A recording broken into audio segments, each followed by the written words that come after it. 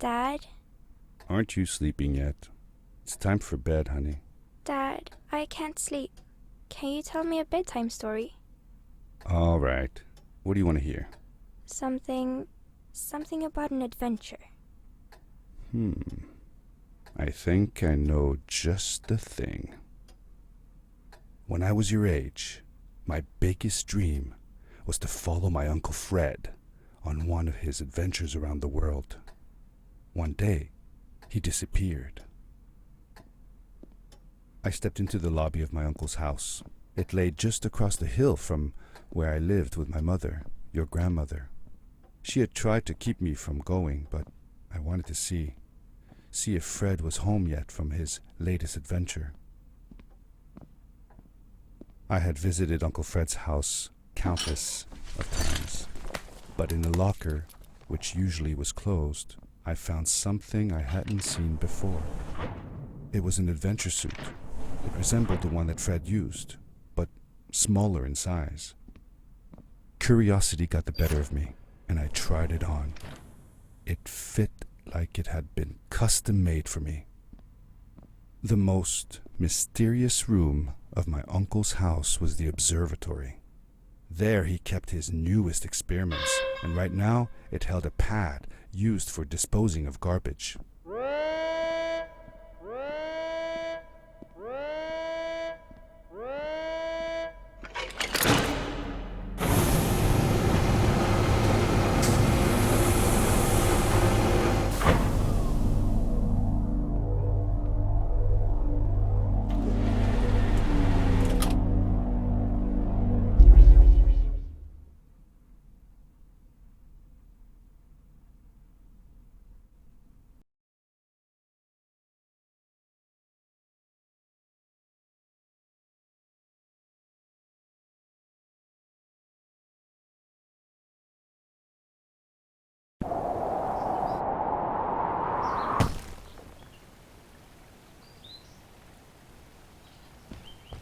I landed with a crash, but thanks to the suit I wasn't hurt. I had no idea where the pad had taken me, but back then I didn't care so much about where I was going or how I would get home.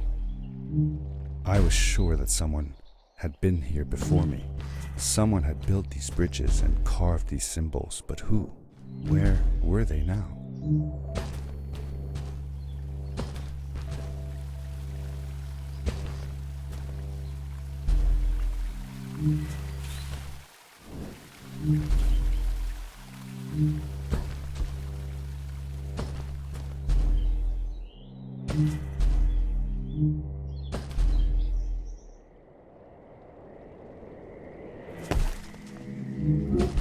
The power core I found activated the suit's grappling device when I picked it up. It must have been left here by my uncle.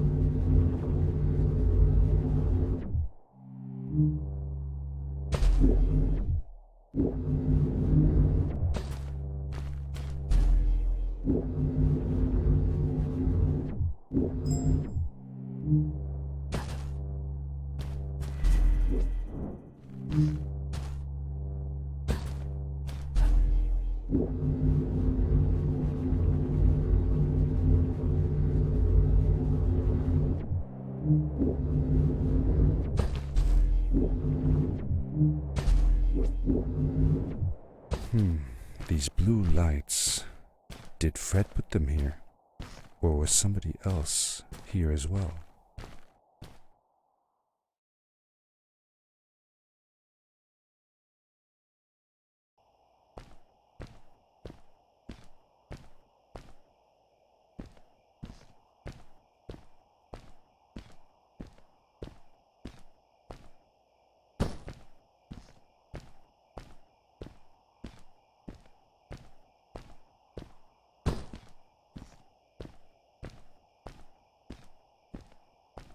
Hello, who are you?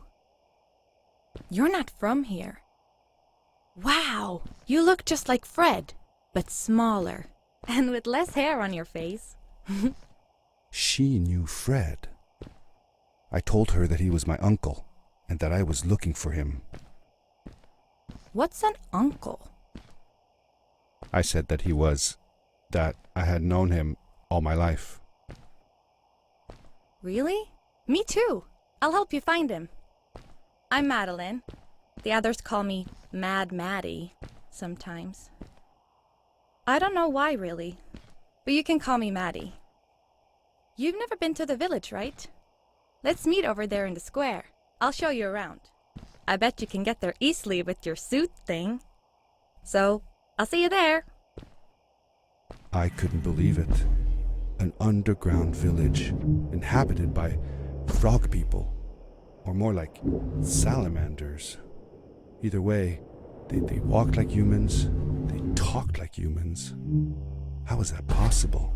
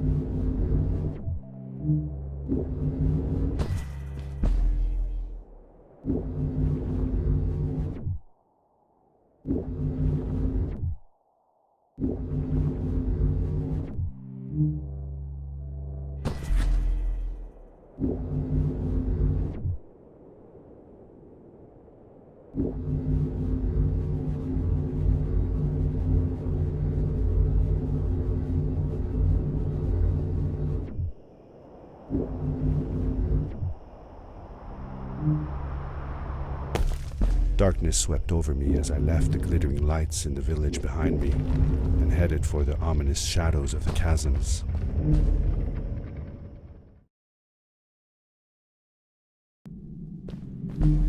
As I entered the chasms, it struck me how much darker it was in there. The shadows were black as ink, and although I tried not to be afraid, I couldn't help but shiver. Was it the darkness that frightened the villagers as well, or was it something else?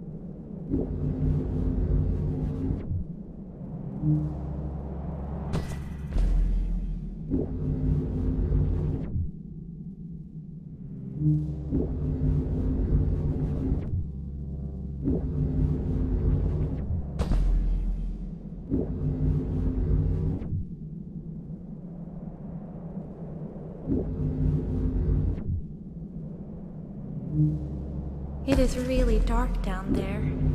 You're not scared, are you? 'Cause I'm not.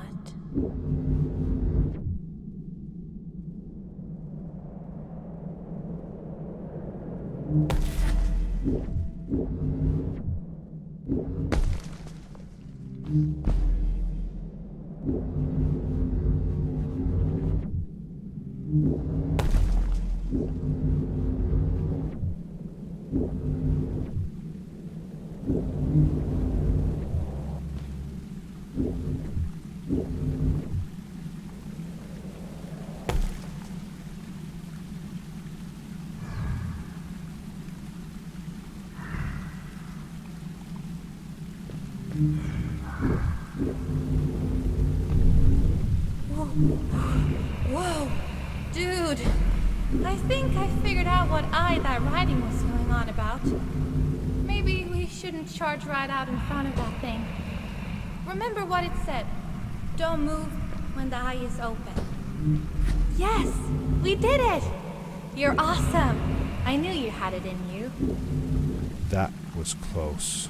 We had made it through, and I felt like nothing could stand in our way of finding Fred.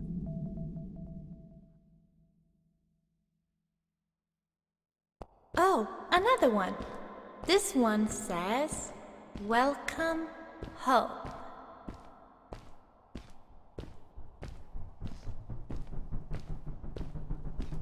Whoa!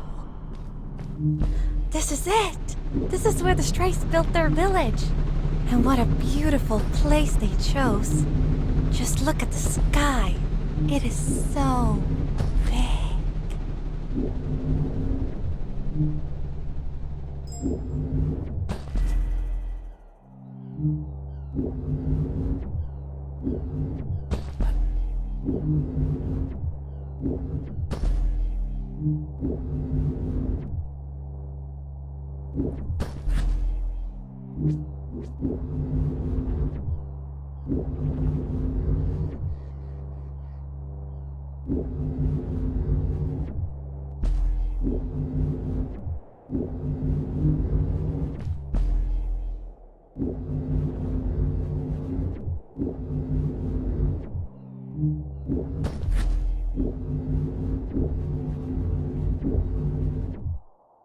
If the legends were true, the Stray civilization was younger than the village. Yet, they were making great progress. They invented crystal-powered machines, produced their own fabrics, and built houses out of bricks and stone. It was like a civilization was forming before my eyes.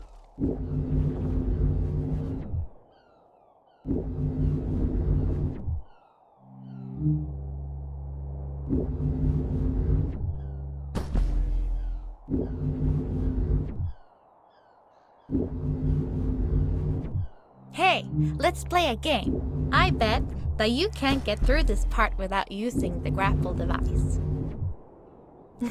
Told you you couldn't do it.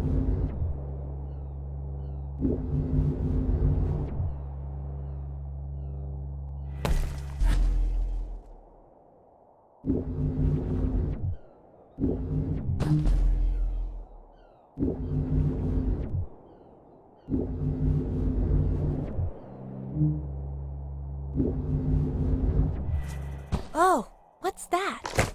The boots! Look! Couldn't you wear those? With this addition, the suit felt at least 20% cooler. Sweet! Now you gotta try them out. Whee! This is awesome! It was awesome. I don't know how to describe the feeling of bursting through the air like a bullet so fast that my eyes watered and my belly was full of butterflies. Never fully in control, but still feeling like the coolest kid in the universe. I guess I just described it, didn't I?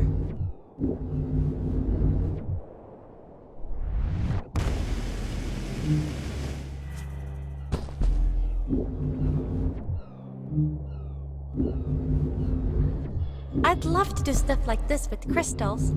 Just think of the possibilities. Whole machines are powered by them. I almost can't believe it.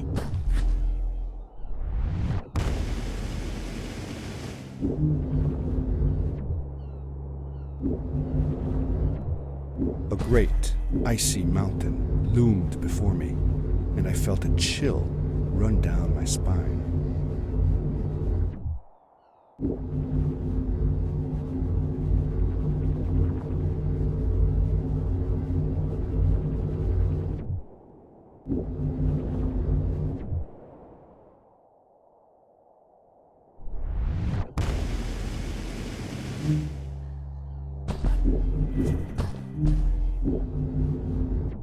We hadn't seen any people around yet, but ahead of us lay what looked like a proper town.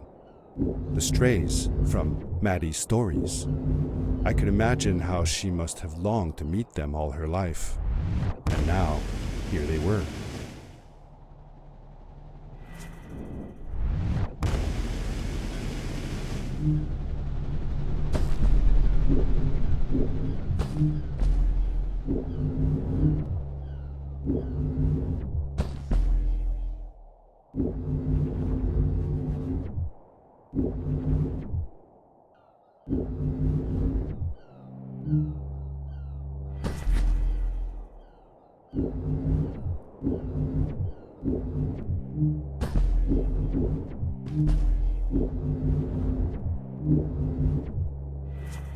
Maddie was silent for a while.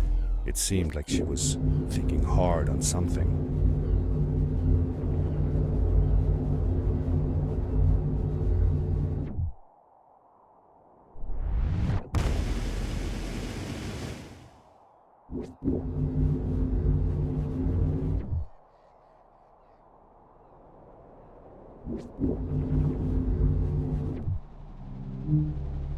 Quickly, grab a hold of that crate.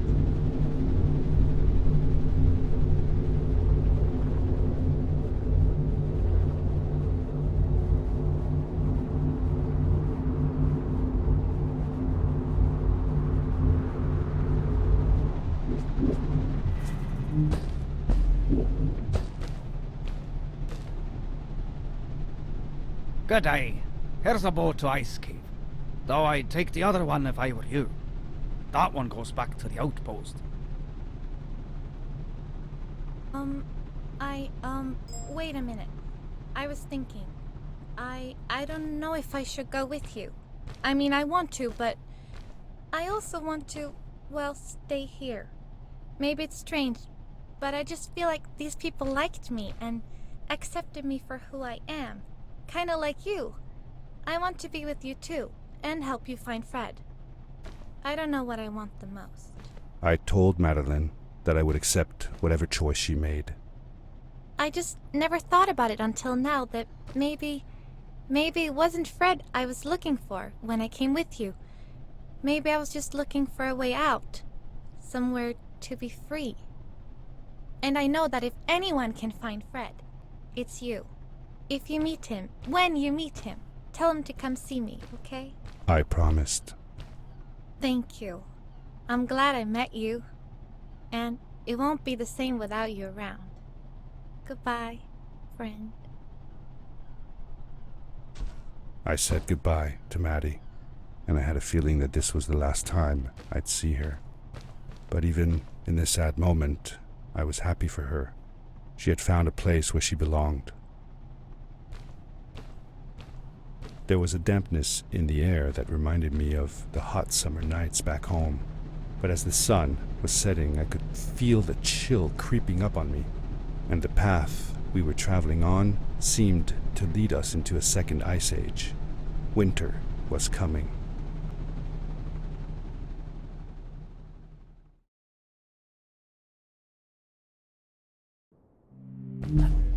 into the caves again, and now it was just me, alone in these cold, barren halls of ice. But Fred had been here, and now I could feel it. I was getting close. Something wasn't right. The grapple device's energy beam was somehow reflected off of the ice, and I couldn't get a grip. I had to look for areas where the ice was not so thick. This was going to be a challenge.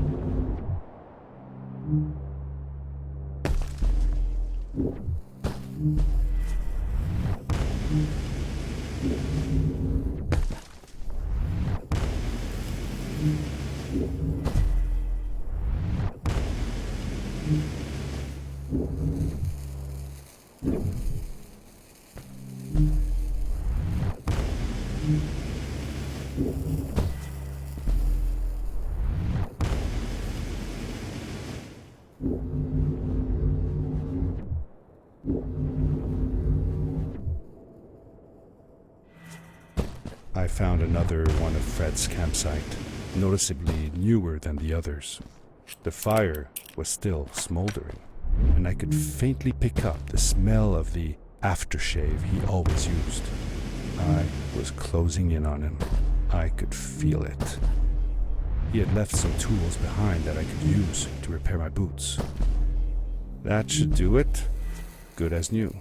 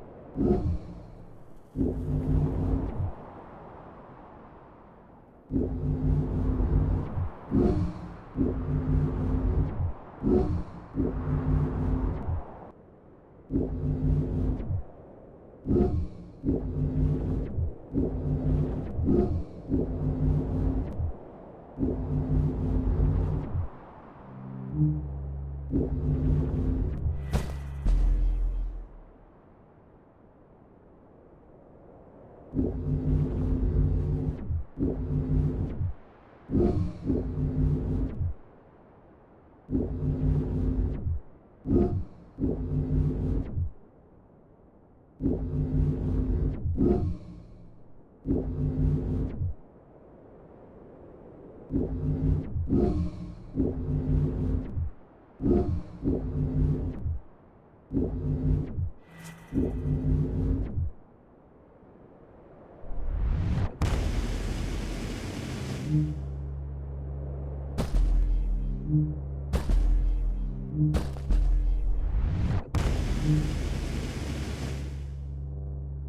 was dark all around me, but there was a light at the end of the tunnel.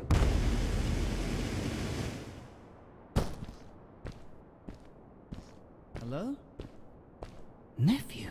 Uncle Fred, I finally found him. My little boy. I'm glad to see you. And you're wearing the suit I made you. But how can you be here? I said that I found the suit in his workshop and that I came looking for him. I'm sorry for being away for so long. But I've been busy down here, you see. The frog people have an experiment I sent them here by accident, and I had to follow. By the time I got here, they were already growing. These caves were empty before, but my experiment has made them full of life. I've conducted research on them and documented everything about them. And I built a new crystal-powered pad to be able to get back to my colleagues, show them how fantastic this all is. I interrupted Fred and told him about Maddie, how we came all the way to Starhaven together, and that I had promised to ask him if he would go see her there. Madeline. My little Maddie. I should have taken her to see Starhaven long ago. She was always so curious about the strays. I left her. I wanted to protect her. Or rather, protect myself from losing her. I've changed my mind. I'm not going home. What does research or praise matter when I can be here with these creatures? They need me. And it's just as well.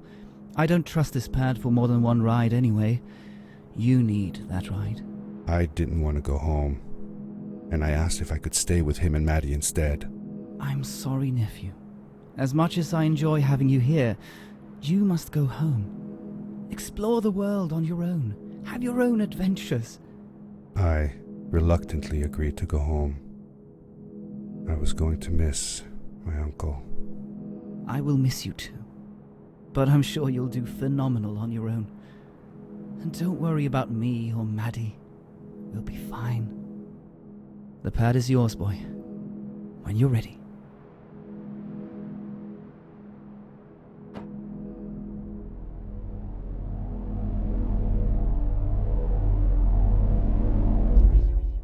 Take care, son!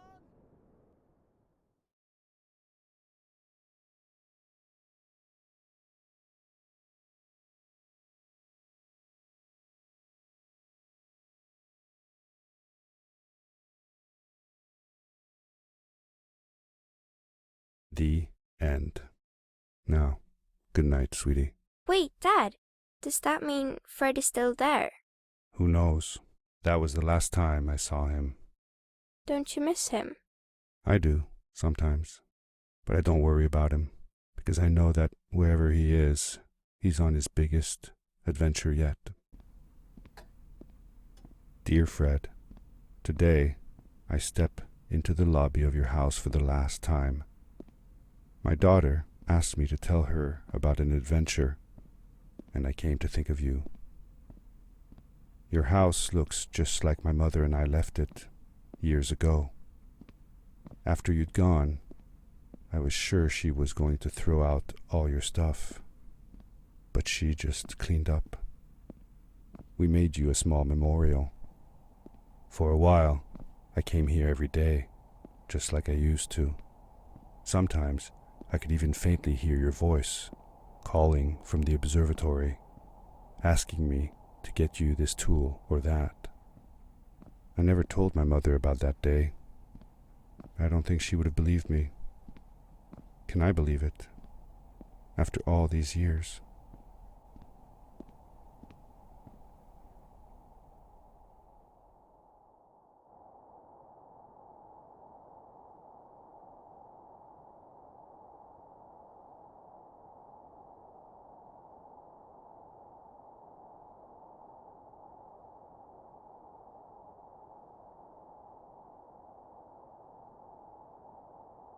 Uncle Fred, thanks to you, I have found an even greater adventure.